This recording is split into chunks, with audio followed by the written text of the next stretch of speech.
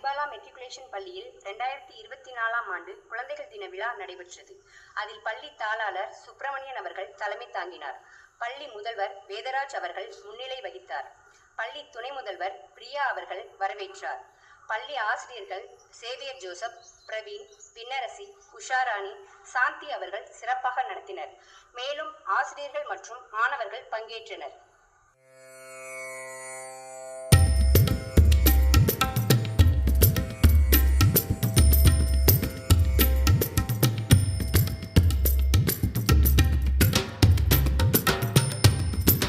அனைவருக்கும் மதிய வணக்கம். மனிதநேயம் என்றாலே என் கண்முன் வந்து தோன்றுவது அன்னை தெரசாவாகத்தான் இருக்கும். ஏனெனில் அனைவரிடத்திலும் எதிர்பார்ப்பில்லா கருணையினை வழங்கக்கூடிய ஒருவராகவே அன்னை தெரசா காணப்பட்டார். அது மட்டுமின்றி முல்லைக்கு தேர் கொடுத்த பாரி மன்னனது செயல் மனிதநேயத்தை வெளிப்படுத்துகிறது. பேக மன்னன் வயலிற்காக போர்வையளித்ததையும் சிபி சக்கரவர்த்தி புறாவுக்காக தன் உடலை தானம் செய்ததையும் மனிதநேயம் ஆகும். Today I thought of speaking a few words about self-confidence. நம் மீது விழும் ஒவ்வொரு அடியும் தன்னை சிற்பமாக்கும் என்று கண்ணுக்கு தெரியாது. அதுபோன்று தம் படும் அவமானங்களை தம்மை உயர்வுக்கு வழிவகுக்கும்.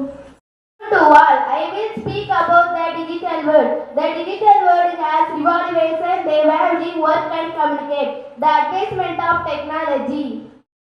அவையோர் அனைவருக்கும் எனது மதிய வணக்கம். நான் பேச இருக்கும் தலைப்பு விடியலென்று சோர்ந்து போகாதே. இந்த தலைப்பு இன்றைய காலகட்டத்தில் மட்டுமல்ல, நம் முன்னோர் காலத்தில் நடந்ததை மேற்கோளாக காட்டலாம்.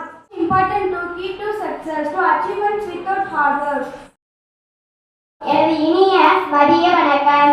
நான் பேச எடுத்துக்கொண்ட தலைப்பு இருப்பதை கொண்டு இயற்கையை காத்திடு. கருவறை முதல் கல்லறை வரை வாழ்வியல் முறைகள் அனைத்தும் இயற்கையை சார்ந்தே அமைந்திருக்கிறது. To all, everyone has dreams, whether they are the same or different from one another dreams. Thank you. அவையோர் அனைவருக்கும் முதற்கண் வணக்கத்தை தெரிவித்துக் கொள்கின்றேன். நேர்மையாக இருந்து என்ன சாதித்தோம் என்று நினைக்காதே. நேர்மையாக இருப்பதே ஒரு சாதனைதான்.